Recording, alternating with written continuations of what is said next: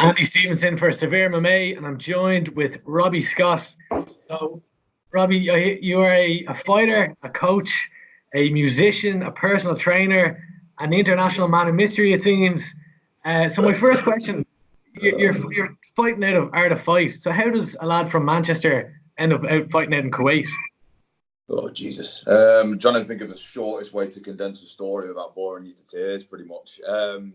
Long story short, I was coaching and everything in the UK. I had my first professional fight in the UK in Sheffield, 2015. Got a job opportunity in the Middle East where the money was like twice as much and no tax.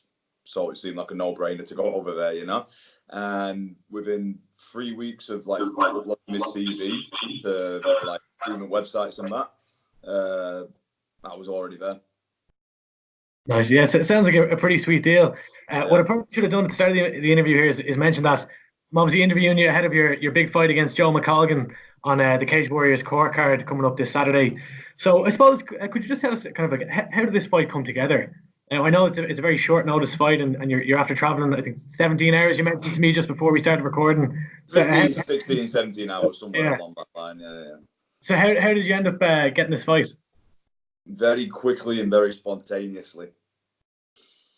Yeah, all I did, I reached out to, because I went to the UK this summer, and I linked up with Matt Inman of SBG in Manchester, and I said, look, I don't want to, like, while I'm on vacation, I don't want to start like getting lazy and start gaining too much. So I'd love to come down, and because I heard it was a great gym, and obviously SBG's Conor McGregor's team as well. So I mean, you can't go too far wrong with that. So I hit him up, and he invited me down. I did some sparring with all the lads they've got there.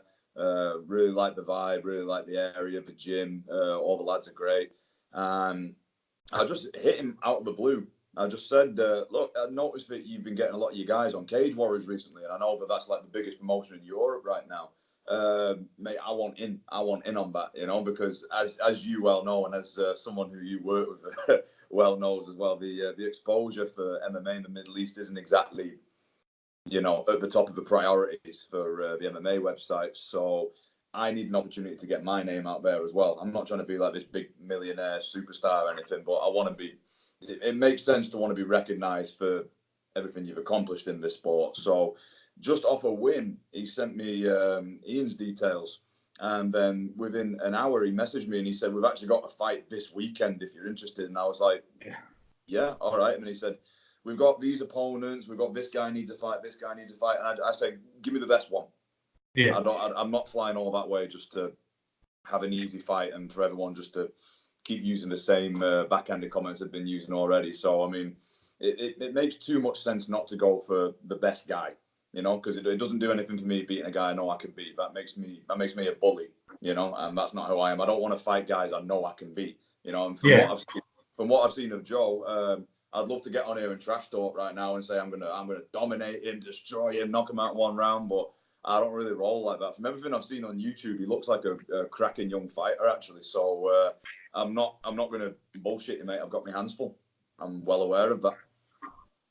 Yeah, and just something that you kind of alluded to there, as far as kind of the exposure, fighting out of Kuwait. So, as I was kind of preparing for this interview, I was trying to look at your kind of previous fight footage. I saw there was like a highlight video, but there wasn't really that much footage out in you. So, but what I did kind of get a sense of was, you're very kind of entertaining in the cage, very energetic style. You definitely, as you're between your walkouts in the cage itself, you definitely seem like someone who likes to entertain. So I suppose to give the fans a better perspective of yourself, how would you describe your own kind of fighting style or what you bring to the cage? I don't think it's up for me to describe it really. I mean, I don't really have a plan for anyone when I get in there. I plan for like the first 10 seconds of the fight. And then after that, it's just improvising. I mean, I've been training since 2010.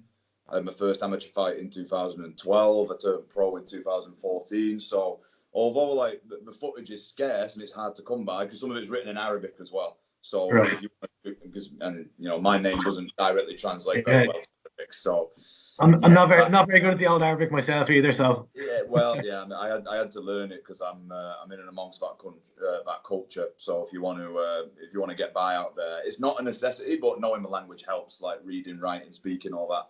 So you'd have to watch some of the fights, really. But I'd like to think I'm competent everywhere. I don't really necessarily favour striking or grappling. I think if you favour one over the other, then you're not really an MMA fighter, essentially.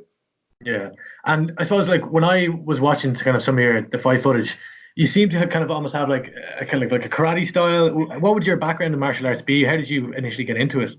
The first grappling art I started with was catch wrestling, which I absolutely fell in love with, you know. Plus, you're allowed to do all the submissions that jiu-jitsu and some grappling tournaments don't allow you to do, like the holds that allow you to like crank and break and stretch and not to give too much away my game plan, but they're kind of my favourites. So, you know, and you know, I've been to so many jiu-jitsu gyms, like in many different countries, dude. And the minute you apply a heel hook to someone, the coach goes, no, what are you doing? No heel hooks. I'm like, really? Like, you're not even teaching you guys to defend it? What about if they're competing as black belts? Because they're going to do them then, you know? So, yeah, that was the first grappling art I was drawn to. And then, you know, Brazilian Jiu-Jitsu creeped in after that. But then it's just a generic old story, really. I've been I did boxing when I was a kid. I did Muay Thai when I was a kid. I've dabbled in judo, Russian sambo, catch wrestling, as previously mentioned. I've had amateur boxing fights. I've had amateur, semi-professional, and professional Muay Thai fights. I've competed in ADCC, IBJJF. I've done a little bit of everything, dude. A few gold medals here and there, but nothing crazy to speak on. Just done a bit of everything. I prefer doing them all together in one arena. You know, that's why MMA, you know, appeals to me much more than just focusing on one discipline. Sure. And then, so you kind of spoke about how when you were looking at Joe McColgan as an opponent, you kind of like to say that you're going to go out and do whatever. But you mentioned that you had your hands full. So, look, kind of, I suppose, looking at, I think you kind of again alluded to this to my colleague Sean Sheehan's. He put out a video just going through the kind of the card. I was laughing about. I think when I tweeted him, I was worried that he thought he'd offended me, but you're not going to offend me with stuff like that. I was sending it to people back in Kuwait, and I was saying, mate, this is actually really funny. I actually quite like this guy. So yeah, no offense taken. You've my permission to abuse him anyway. He'll be there in court, so you can pull him up on it. But I suppose looking at your record, when we look at your record and you kind of see like the opponents you have faced, maybe not as experienced as say, like if you look at say your record and Joe's record, they're actually quite similar on paper. But if you look at the opponents, there'd be a little bit of a disparity there. And I suppose when you look at Joe, as Cage Warriors are kind of pushing him, and he's kind of had these fights against the likes of now champion Jai Herbert. Is this this is obviously the toughest test that you faced to date? How do you approach that from such a kind of a different level of competition that you're now coming in on a short notice to face? Just have to adapt. I mean, I'm under no delusions that he's a very, very skilled guy. But then again, these are the guys that I want, because if I'm to, you know, improve my record over time, fighting guys that have got these, like, you know, all right, it looks cool when you fight a guy who's got like 5 wins and 0 losses, and I've got those on the record, you know, even though Sherdog and Tapology doesn't show it, they are there. I've been to a lot of these fights live. Yeah, it's a step up, and you'd be an idiot to consider me the favourite. If you know me personally, obviously you're going to say, oh, you're going to trash him, you're going to beat him in one round, and I'm getting these kind of messages, and for the most part, I'm just ignoring them. I'm saying thank you, but for the most part, I'm just ignoring him. He's a tough fight. There's no getting around it. I am going to have to work really hard to have a successful performance against him. It'd be too easy to sit here. Actually, the easiest thing to do would be to sit here and say, it's going to be an easy fight. He's overrated. He's overhyped. I'm going to smash through him. I don't see the point in doing that, because if, for whatever reason, it doesn't go my way, that's only going to bite me in the ass later on. So I'm approaching it as if he is Conor McGregor or Jose Aldo or Joe Silva. I'm approaching him like he is the best in the world, and then anything below that is, you know, not as bad as what you were expecting. Prepare for the worst and hope for the best. And does that kind of give you almost not a sense of confidence, but is that almost a bit of a relief, kind of going into it knowing, okay, this is going to be a significant step up in competition? You're coming in on short notice. Anyone who's kind of been watching Cage Warriors isn't necessarily expecting you to win, to put it bluntly, just because looking at it on paper. Does that kind of take a bit of pressure off you, and kind of it gives you a perspective, okay, I can go in here, spoil the show, and maybe kind of get a more long-term Cage Warriors contract? Is that kind of how you're looking at it? Yeah, potentially, because like you said, I mean, if he comes in and he walks through me, it's kind of like, oh, well, you know, good job. That's what you were supposed to do. But if I get the win over him, then that's big shit, you know?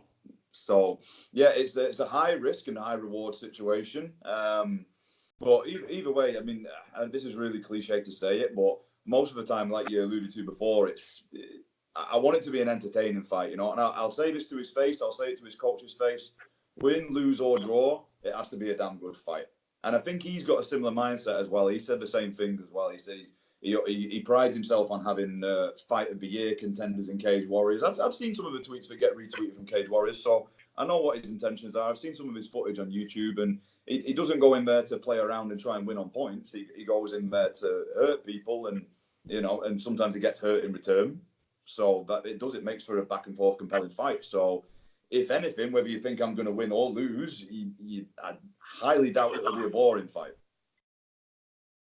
So my last question was going to be, so obviously not to get a fight prediction, do the kind of cliched route, but to get kind of give the fans a sense of what they can expect in Cage Warriors in Cork, or in Cork. But I think you've laid it out pretty well. I think it's going to be an exciting fight. I think you're both going to bring it, and I really appreciate your time today, Robbie. No, man, anytime you need me. I'm here till Sunday, so whatever you need, I'm good. Yeah. Best of luck with the weight cutting and the fight itself, and I'll see you down in Cork. Appreciate it, mate. Thank you. Cheers. Thanks very much.